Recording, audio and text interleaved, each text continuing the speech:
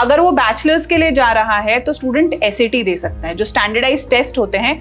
How does changing the visa type after going to US affects the profile of the student? Like जैसे अगर student के 60% के आसपास हैं तो उसमें ये रहता है कि स्टूडेंट्स के पास स्पोर्ट्स के सर्टिफिकेट्स रहते हैं, तो वो कैसे बेनिफिट कर सकता है उनके एकेडमिक्स में। काफ़ी स्टूडेंट्स के क्वेश्चन ये रहते हैं स्कॉलरशिप को लेके।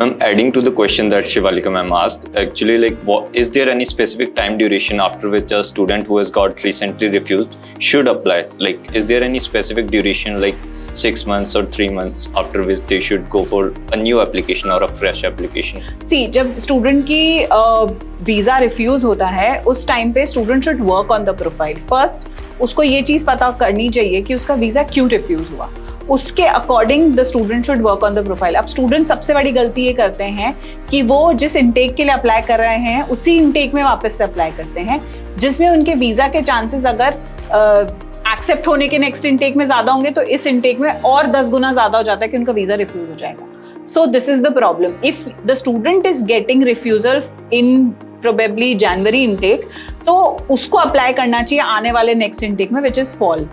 अगर उसमें अप्लाई करेगा एंड वो अपनी प्रोफाइल में थोड़े से चेंजेस लेकर आएगा, प्रोबेबली यूनिवर्सिटी चेंज कर ले या फिर अपने डॉक्यूमेंट्स को सॉर्ट कर ले, कुछ भी चेंजेस वो लेकर आता है, या उस ड्यूरेशन में काम कर ले, कोई जॉब कर ले या इंटर्नशिप कर ले, तो उसके बेसिस पे अगर वो नेक्स्ट इनटेक में अप्लाई करता है तो उसके वीज़ा के चांसेस ज़्यादा होते हैं एक्सेप्ट होने के, ना कि क्योंकि एक ड्यूरेशन मिल गया उसको to work on the profile. तो student will have a justification कि yes, my visa was refused previously, but now I have given more efforts on the profile, तो उसके बेसिस पे उसका नेक्स्ट इनटेक में चांस ज़्यादा बढ़ जाता है। बहुत सारे स्टूडेंट्स अपने पास भी ऐसे थे जिनका एक बार रिफ्यूज़ हुआ था। यू मस्ट बी नोइंग, वो जो यूनिवर्सिटी ऑफ अलाबामा बर्मिंघम में गए थे, उनका previously the student applied in the state where his brother was living, so उसके बेसिस पे उसका वीज़ा रिफ्यूज़ होता, not because of the university, but when the student applied in different state in a better university and उसको अपनी course के बारे में सब कुछ पता था,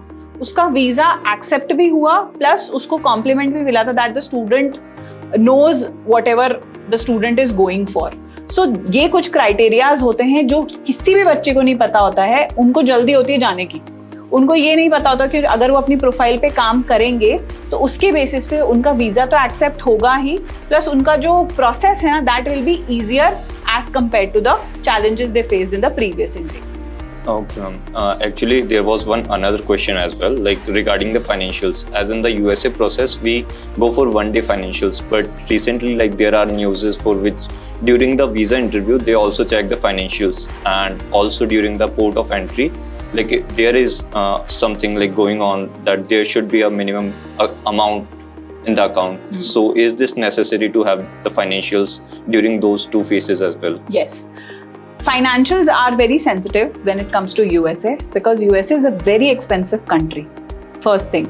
Second thing, उस expenses को संभालने के लिए students are getting a job there. वहाँ पे 1 हफ्ते के अंदर अंदर उनको जॉब मिल जाती है। So financials 1 day old होने की वजह से बहुत सारे students ऐसा करते हैं कि they take money from different sources and वो present करते हैं in front of the university, ठीक है। एंड उसके अंदर ये रहता है कि जब उनका I-20 आ जाता है then they return that money to the sources. अब उसमें ये रहता है कि जब वीज़ा में वो लोग जाते हैं तो बहुत कम वीज़ा इंटरव्यूअर्स हैं जो उनके फाइनेंशियल्स देखेंगे, अगर डाइसी लगा तो ही देखते हैं, बट पोर्ट ऑफ एंट्री पे उनके फाइनेंशियल्स दिखने चाहिए, क्योंकि 6 मंथ्स के सिक्योर्ड फाइनेंसेस जो हैं वो स्टूडेंट के अकाउंट में अगर नहीं हुए तो शायद उनको वहां से वापस भेज दिया जाए, डिपोर्ट कर दिया जाए, एंड स्टूडेंट की एंट्री में भी प्रॉब्लम हो सकती है for the next time. So student के अकाउंट में यूनिवर्सिटी ज्वाइन करने तक 6 मंथ्स तक उसके अकाउंट में पैसा होना चाहिए। वो अगर रिफ्लेक्ट करेगा, चाहे वो FD हो, चाहे कोई भी अमाउंट हो, या किसी भी अकाउंट में हो, या कोई भी सोर्स ऑफ इनकम वो दिखाएं, या even loan letters are the safest.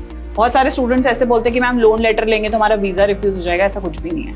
Loan letter सबसे सेफ है, क्योंकि एक कंपनी आपकी रिस्पॉन्सिबिलिटी ले रही है to bear your fees there. So it is good for the university, and port of entry पे भी ये चीज़ बहुत पॉजिटिव रहती है कि इसकी जो लिविंग है एंड इसकी जो फीस है that will be managed, because living definitely student वहाँ पे जॉब करके निकाल सकता है, एंड जो यूनिवर्सिटी की फीस होती है वो लोन से वो पूरी पे ऑफ हो जाएगी, तो उसके बेसिस पे उसका एंट्री ज्यादा इजी होता है as compare to other sources. Loan की रिगार्डिंग लाइक मार्केट में there is a negative mindset also कि अगर कोई स्टूडेंट लोन लेकर जाता है and in the visa interview दे like say that yes we have a loan for our studies or our tuition fees, then how does it impact his interview?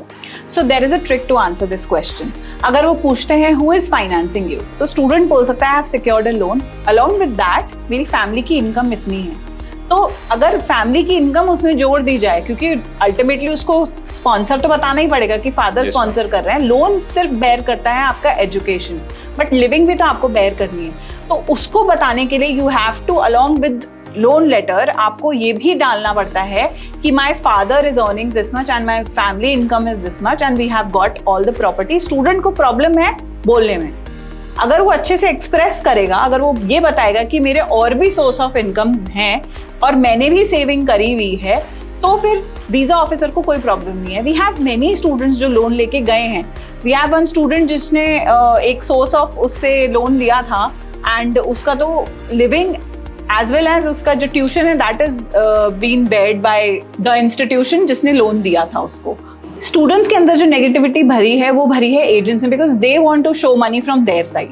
अब जब कोई एजेंट मनी शो करता है तो वो 30,000 40,000 जितने भी टाइम के लिए देना होता है, तो वो अमाउंट वो उनके अकाउंट में दे देता है और 30-40,000 वो लोग अपनी फीस लेते हैं। तो on that amount the student has got this thing in the mind कि अगर हम लोन लेंगे तो वो हमारे लिए नेगेटिव है। Loan is the most positive thing in the profile कि उनका जो अमाउंट है दैट इज सिक्योर्ड।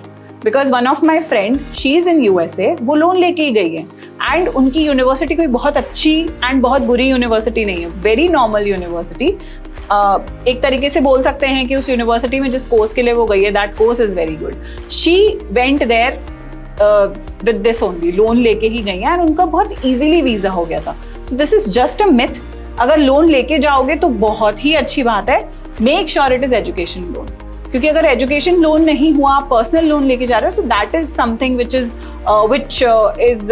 डाइसी। मतलब आप पर्सनल लोन लेके आप पढ़ाई करने कैसे जा रहे हो, तो ये चीज है।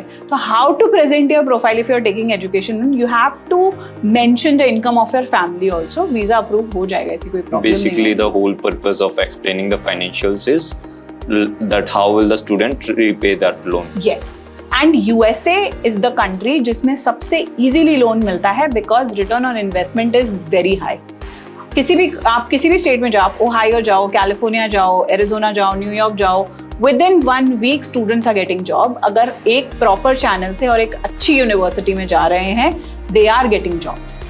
Thank you Shivalika, thank you Bhavya for your time. So students, अगर आपको अभी भी कोई डाउट है so you can comment on this video, and अगर आपको कोई क्वेश्चंस हैं फर्दर वीजा प्रोसेस से रिलेटेड या USA के एजुकेशन से रिलेटेड, आपकी प्रोफाइल में कोई प्रॉब्लम है या आपको अपनी प्रोफाइल के बारे में कुछ पूछना है, you can definitely comment on this video.